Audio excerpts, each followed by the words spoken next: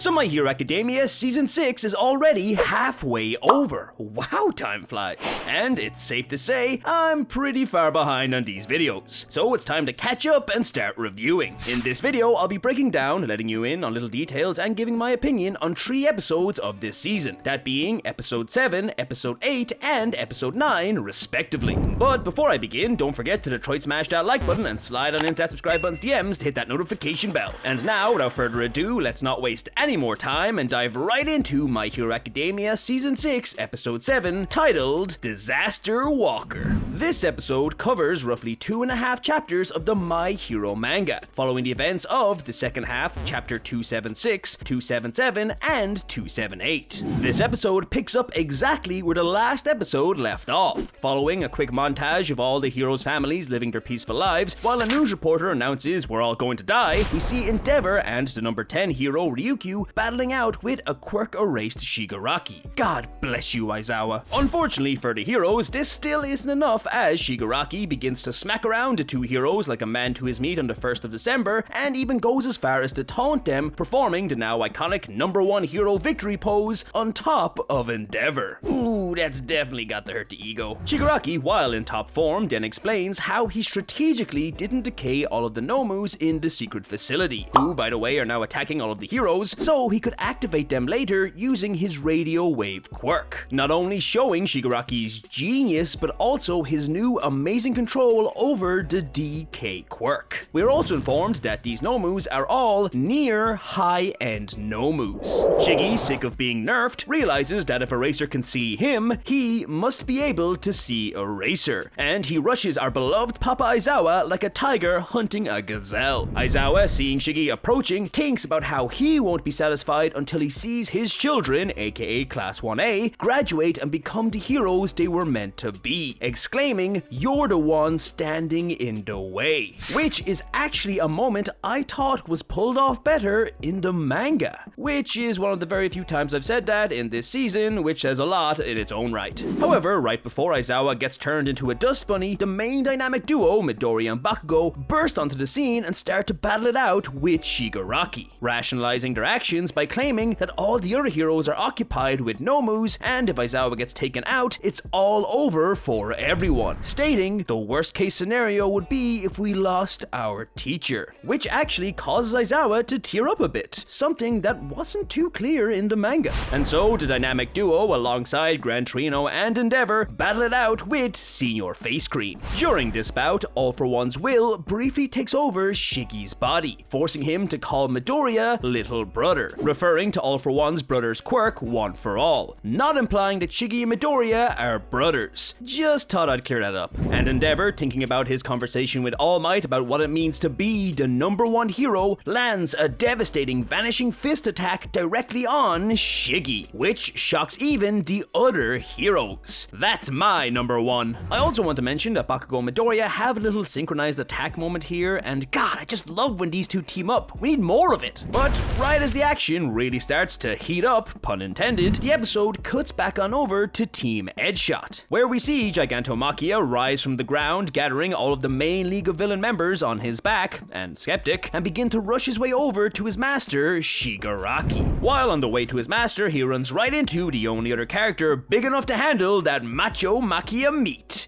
That sounded way better in my head. Mount Lady, who fruitlessly attempts to stop the monster. Heroes and villains alike then chase down Machia in what is basically their own game of escort, with the heroes trying to stop Machia and the villains trying to deliver him to the destination. Oh, also, Cementos claps Gen's cheeks, just smothers the dude in cement. He's gotta be dead. Among the heroes trying to stop Machia is Kamui Woods and everyone's favorite UA teacher, Midnight, who work together to try and get Midnight close enough to the Giga Giant to use her quirk and knock him out. But unfortunately, the duo are taken by surprise by Dabi and Compress on Giganto's back, who burn Kamui Woods and throw a literal wall at Midnight. I forgot he could do that. Midnight, after falling like 80 feet out of the air and after being hit by a goddamn wall, understandably isn't in the best of shape. So, in a last-ditch effort, she contacts Class 1A's Vice Rep, Momo Yayorozu, and asks her to make sedatives for the heroes to take the beast down. And as villains begin to rush on the heavily injured Midnight's position, she tells Momo to be strong. And with this, the episode ends, as Momo, realizing that there are no heroes to hand the sedatives to, takes charge of all the UA students around her, and together they form a plan to finally take down Gigantomachia. And that's it for episode 7. All in all, this was a pretty good episode. It stayed true to the source material, mostly, and there was no scene that wasn't given any justice. The only things that really differed from the manga were the Aizawa scene I previously mentioned, and also the fact that when Midnight asks Momo to make the sedatives, in the manga she actually mentions how it's against the law to do such a thing. But desperate times call for desperate measures, which I thought was a real interesting note. Either way, I can't wait for the next episode. And speaking of the next episode, this brings us right into the breakdown of My Hero Academia Season 6 Episode 8, titled League of Villains vs. UA Students. This episode covers roughly 3 chapters of the My Hero manga, following the events of chapters 279, 280, 281, and the first part of 282. It opens up with the UA students planning and preparing for the imminent threat that is Gigantomachia and the League of Villains. Together, and with the guidance of Momo Yayorozu, they set up multiple traps and discuss how the main goal of their plan is to get just one vial of a sedative, which Momo created, into the beast's mouth, which according to Momo should be enough to knock him out. After that, they have the measly task of taking on the rest of the league. Yeah, this isn't the most perfect plan, but it's something. And then the plan kicks into action. Gigantomachia reaches the trap zone, and thanks to Mudman, the giant falls to his knees and right into Minetta's sticky orbs. The students, using their combined quirks, then attempt to pin down the giant and open his mouth. A few of the students also rush the league on Gigantomachia's back to little avail. Most notably, Kaminari gets taken out by Compress with a wall the same way Midnight did. But if anything, this scene just made me realize that if Kaminari used his quirk in time, he would have taken out the entire league in one foul swoop. This guy's power can be OP as hell. But the league aside, with a bit of gusto and plus ultra, the UA students on the ground actually manage to pull open Gigantomachia's mouth, and they send a barrage of vials at him, hoping at least one will enter the beast's gullet. Unfortunately, as it turns out, this is not the case, as the kids did not in fact open the monster's mouth. Instead, he was sneezing. A sneeze so powerful in fact, it not only destroyed all the incoming vials and propelled most of the students backward, but it also carried and dispersed Dobby's flames all across the forest, making it extremely tough for any of the students to get close to them anymore. But as you would expect, the fight's not over, as Momo Yayorozu initiates Plan B, activating explosives she hid in Mudman's mud, once again forcing Gigantomachia to his knees, burying him even further in the ground. This gives the pro heroes enough time to arrive on the scene to not only attack the league, but also Mount Lady, still not giving up on the Battle of the Giants, grabs onto Giganto's face and forces his mouth open for the students to finish their plan. And luckily for her, the students do continue with their plan, as none other than Mina Ashido rushes out through the flames with her Acid Man technique. However, just before she throws the vial into Giganto's mouth to secure the victory, the monster angrily speaks up, declaring that he's wasted enough time, he must get to his master. He then not only throws Mount Lady off his back and charges Mina, but his voice startles our beloved pink hero,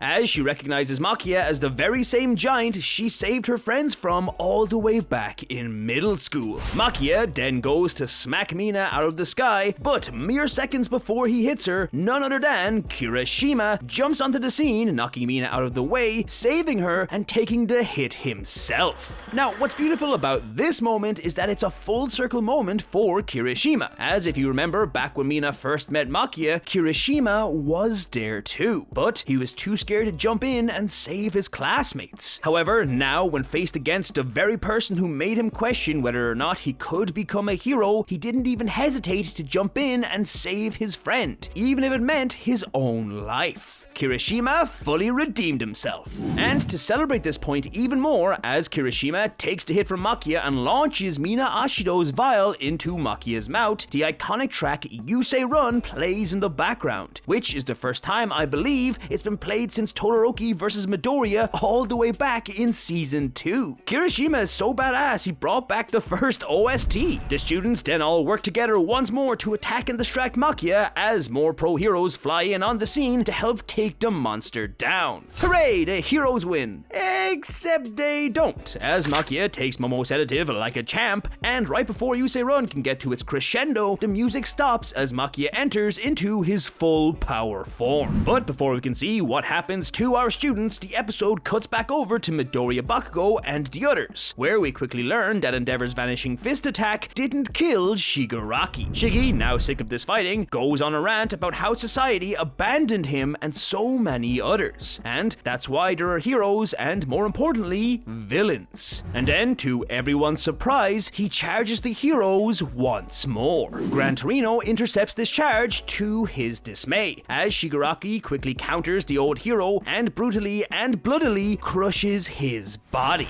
But not before Gran Torino reveals through a flashback that Nana Shimura only left her son, which ultimately was the catalyst for his hatred of heroes, and thusly Shigaraki's turn to villainy to protect him from the clutches of All for One. Poor Nana loved her family and sacrificed so much to do what she thought was right. Shigaraki, then using the hero's rage after his assault on Gran Torino to his advantage, shoots past most of them and straight towards Aizawa. And although he is stopped halfway by Ryukyu and wrapped up by Midoriya's Black Whip, he does manage to punch a hole in Ryukyu's hand, giving him enough room to hold out one of the remaining quirk erasure bullets. And with this, the episode comes to an end, as despite the hero's best efforts, Shigaraki manages to launch the quirk erasure bullet with his own sheer strength directly into Mr. Aizawa's leg. And that's it for episode 8. Not too much to say about this episode. It did a great job following the manga, and I am so hyped they used You Say Run again. That song is a classic, and they should definitely start using it again in the series. It's one of the reasons why I fell in love with this show. But enough time wasting. Now it's time to get to the final episode of this breakdown, My Hero Academia Season 6, Episode 9, titled Katsuki Bakugo Rising. This episode covers roughly 4 chapters of the My Hero manga, following the events of most of Chapter 282, 283, 284, and 285. This episode opens up exactly where the last episode left off, with Mr. Aizawa getting hit with the quirk erasure bullet. Except, this time we see Aizawa, with Eri in mind, react immediately